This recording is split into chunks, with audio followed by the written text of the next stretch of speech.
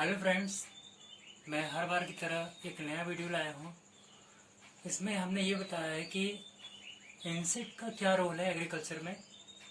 तो जल्दी से देखते हैं इसमें टॉपिक पे।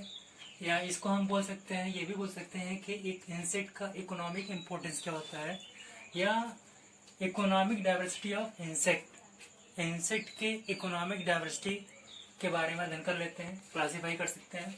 तो इकोनॉमिक इम्पोर्टेंस के आधार पर इंसेक्ट को दो कैटेगरीज में बांटा गया है मुख्य। उसमें आपका इंजरीज इंसेक्ट आता है और दूसरा आता है बेनिफिशियल इंसेक्ट। इंजरीज इंसेक्ट और बेनिफिशियल इंसेक्ट। तो इंजरीज इंसेक्ट में क्या आता है कैटेगरी, जैसे pest of cultivated crops, household pest और स्टोर्ड ग्रेन पेस्ट।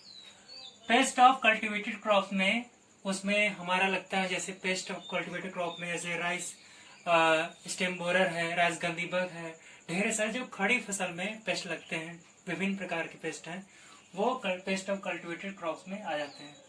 दूसरा हमारा स्टोर्ड ग्रेन पेस्ट, जो स्टोर्ड ग्रेन भंडारित अनाजों में लगने वाले पेस्ट हैं, उसमें जैसे राइस विविल हो जाता है और खबर बीटल, ये उसके एग्जाम्पल हो जाते हैं जो स्टोर्ड ग्रेन पेस्ट में लगने वाले पेस्ट हैं। इसके साथ ही हमारा नेक्स्ट हाउस होल्ड पेस्ट, जो हाउस घरों में पाए जाने वाले पेस्ट जैसे हाउस फ्लाई और मॉस्किटोज है, तो वो पेस्ट हाउस होल्ड पेस्ट के नाम से की कैटेगरी में आते हैं। तो इंजरीज इंसेक्ट में paste of cultivated crops, household pest और स्टोर्ड ग्रेन पेस्ट, ये उसके एग्जाम्पल हो गए। अब हम नेक्स्ट चलते हैं बेनिफिशियल इंसेक्ट।